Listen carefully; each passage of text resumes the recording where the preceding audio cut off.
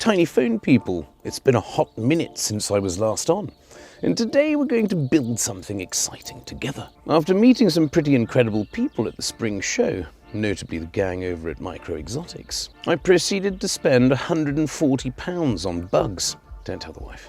From isopods to millepedes to snails, springtails, plants and more, today we'll discover how to set up isopod tanks, release millepedes into the greater unknown, and have a general chinwag. Before we start the build, let's go inside and have a look at these insects. Right, so as you can tell over here, I got a little bit too excited for two of the containers, one of which was some garlic snails.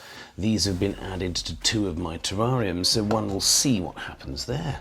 Secondly, I got these bad boys. Now these were pretty fucking cool.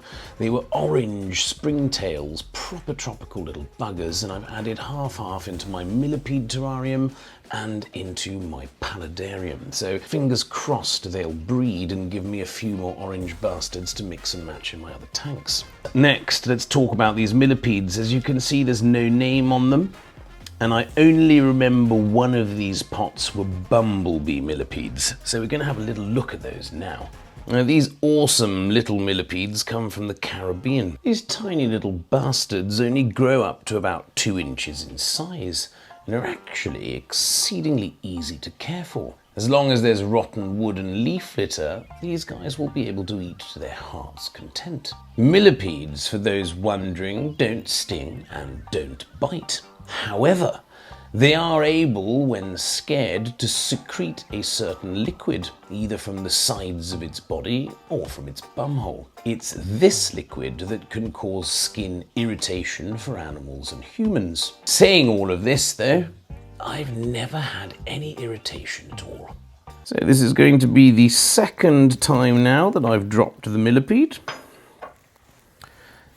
So if it was going to secrete anything poisonous, it's going to do it now when I put it on my hand.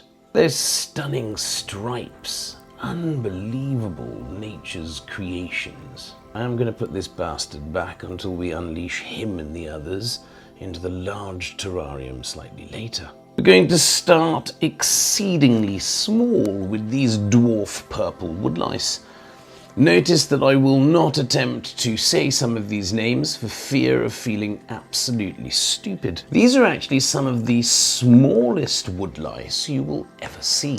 They live happily with other colonies of woodlice and also springtails, doing their job, cleaning up poo, rotting matter and mold. Let's attempt to see what these actually look like in macro lens. I don't know if you can see how small these are. That one that just ran over there was actually an adult.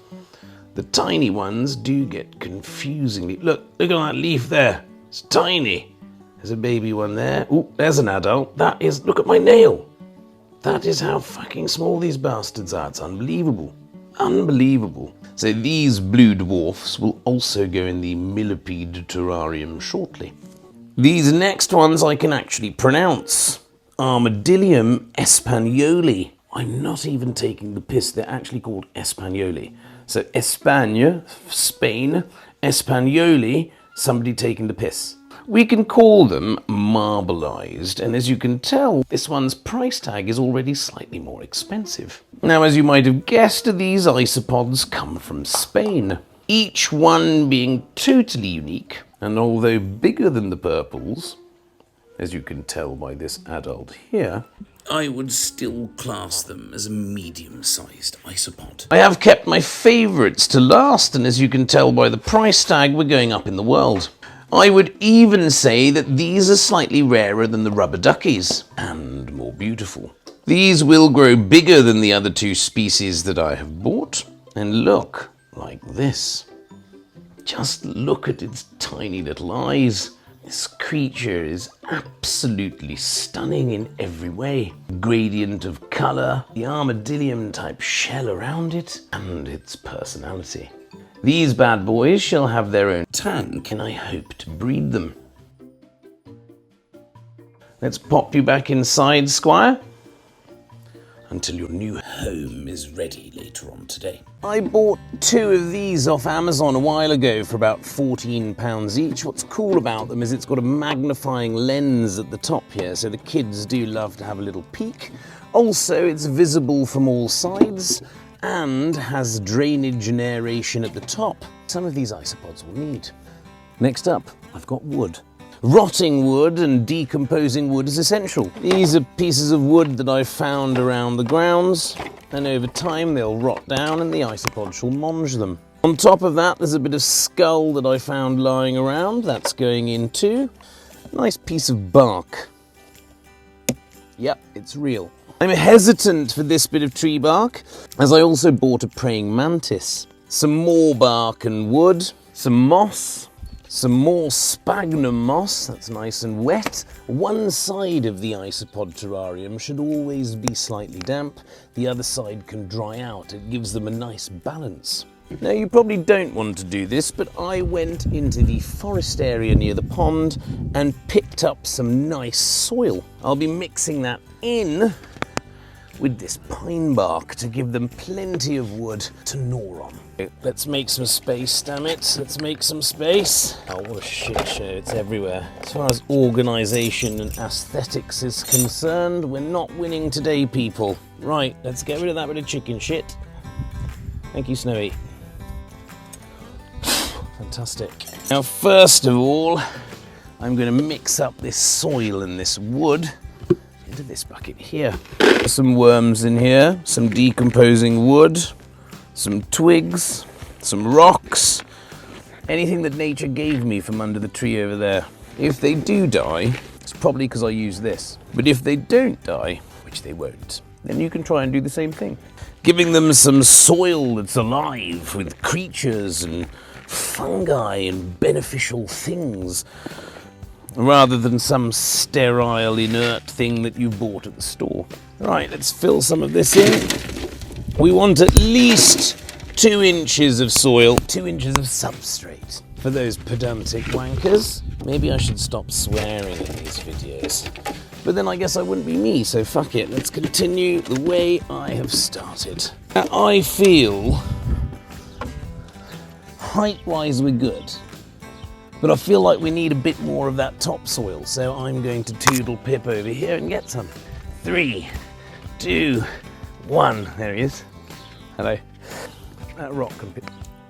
Jesus, I nearly broke the lamppost. Perfect. Look at that. Now, just because I'm a bit of a tool, I'd like to design a little bit these. What about this? Let's snap in half this cleanly. No, but it snaps. What about that at the back there? So I'm thinking, well, I'd be able to see the bastards from the back, you see. They do hide away. They do like to hide behind these pieces of wood. So if it's like that, I'll also be able to visually see them from behind the tank, giving me more pleasure than staring at soil and not finding any fucking wood lice. Isopods.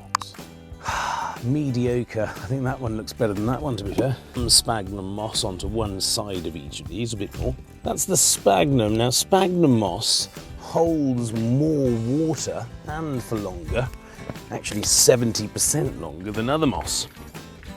So that moss is going to be cool. Probably some will die. The isopods will eat some. It'll look nice, but this one is going to help with humidity and moisture. Cork bark, very importante. Let's put a nice big piece in here. Maybe a slightly smaller piece in this one because we've already got some wood. I don't like it. It's everything everywhere. I don't like it. It's coming out. This is the beauty of it. It's looking back and realizing how shit it looks and then restarting. I mean, that's okay. I feel like we need some sort of bigger feature here. That's cute. It's cute. I've stopped talking because I'm being creative. So just let me be. I mean, it's all right. Knock on top here.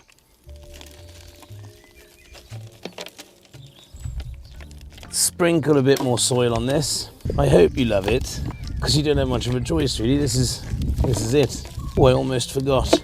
We're going to need some leaf litter in here. That's something else I got from these buggers. Some pretty cool ones, if I say so myself. So this is not only aesthetics, right? This is for them to be happy. So it's not going to be the most beautiful thing, because we want them breeding like they would in their natural habitat. And this is what we're going to produce. I'm going to try and keep one side of it more mossy than the rest, but I am a moss addict, so there's going to be a lot in here. I don't tend to look at the camera when I'm making things, I'm concentrating, so if that bothers you, I apologise. It's all the art of creation. Let me get some leaves. Oh, Snowy, don't even think about eating any of this. Right, we've got caterpillar leaves. I don't know what they are, but they're going in. Obviously, it's good for somebody. I'm going to save a few for my other friends as well, though. In the millipede tank, because we have to do that still as well. You're going to be with me for a while today. Monge 2, Rodney, Monge 2. Cashew leaves. Bloody hell. Tell you what, they've got fucking expensive taste. Make the most of these is all I'm saying, because the next leaves that you'll be having are off the fucking apple tree. Cashew leaves, capata leaves. There's only fucking 5 isopods, and I made them this. Black guava leaves. Jesus wept. Can you imagine the joy to some of these people that these leaves grow in their country? Some pillock in England paying prime dollar for a fucking dried leaf. I mean, by the time they breed, they've probably gone down in price to a £5. Do not eat the tanks, please. Thank you. We're going to take these inside. I'm going to give them a quick spray down with some water, because everything's blowing here. I mean, you can't even see my face with these.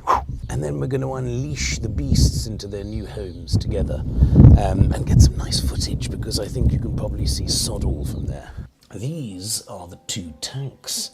And actually, inside with a bit of light, they look fucking cool. I'm excited to never see my 5 Jupiter isopods ever again.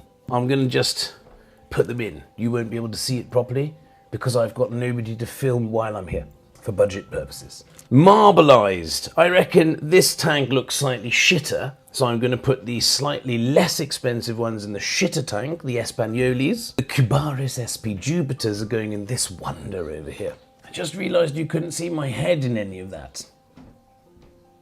And I'm not going to refilm it either, because I'm a lazy bastard. I'm going to speak to you from... No, I'm not. Fuck it. We're just going to watch now. I'll put some background music on. For this next little scene of the unleashing of the isopods. Ooh, I need to spray first. Look at that beautiful, beautiful mist coming out there, moistening the little tanks ready for these wankers. I'd love to live in here if I was small enough. Looks beautiful. We've got a bird's eye view of the shitter of the 2 tanks. I say that, it just doesn't look as good in my eyes. However, we're going to unleash these marbleized Espagnoles into here. So pay attention, because after the next few minutes we'll never see these again, probably. There we go, sunshines. Right. Ah, we've got movement, people. Can you see that? This is your new home. Yes, babies. Fly. Fly. Oh, there's more than 5 in here. Crikey.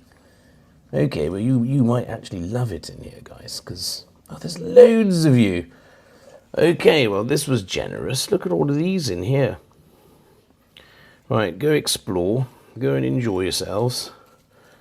I'll spread that out a little bit like that there, look. Right, let's see. Fingers crossed, eh? I'll leave you with a little overall look at this, and I'll shut up and play some music now. Enjoy.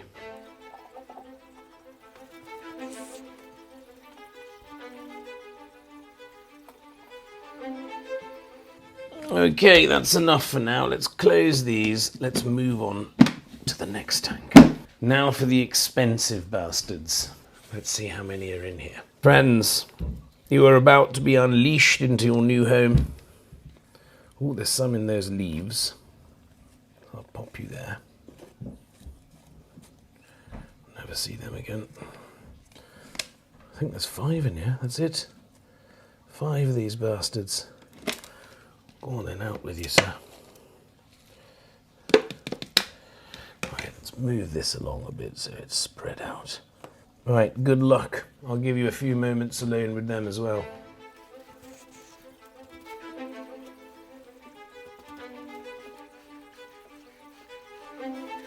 Right, these two tanks are set up and we're ready to rock and roll. I'm going to place them in the other room, but before that, let's unleash the purples and the millepedes into the big terrarium. Excuse the lack of light in here, but I've also got a Magravia SP melon and this insane Magravia mini white stripe at a whopping £50. Behind me is the giant African millipede terrarium. And it's bioactive with garlic snails, springtails, woodlice, and probably quite a few other little bestioles. Anywho, today we will be unleashing the other millepedes as well as the dwarf purples into here. First, the dwarf purples. We'll try and put them in the front and attempt to try and see them shortly. There we go, they're all in. And the fire millepedes.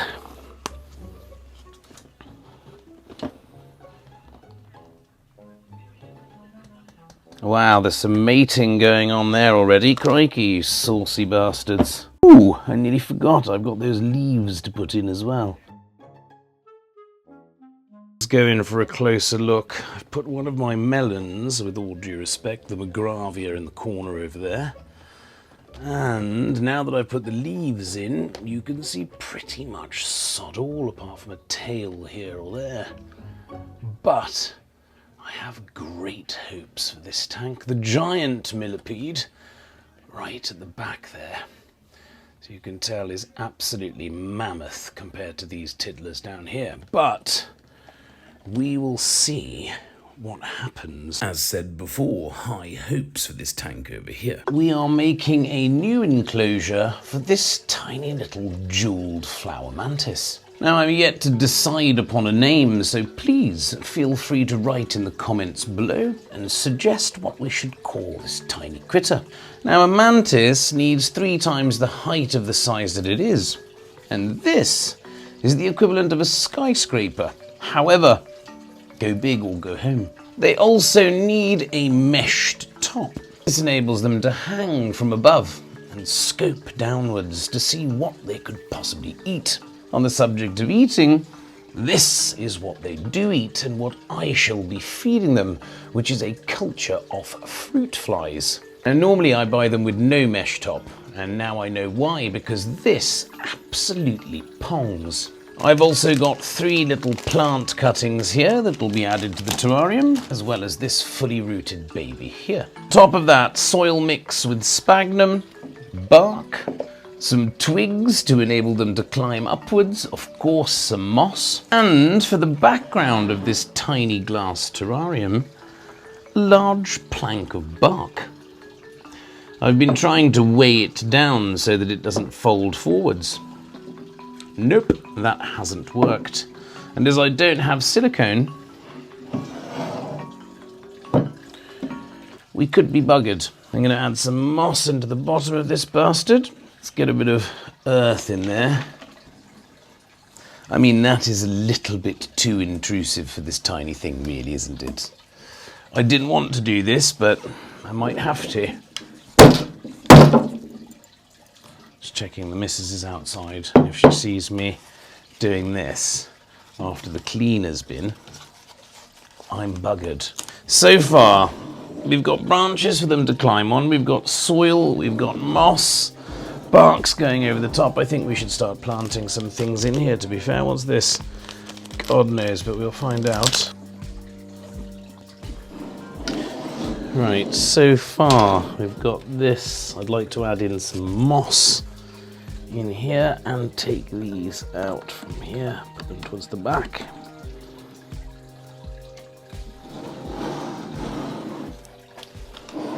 We're going to mix it up with a little bit of sand. This could be the worst idea that I've ever had.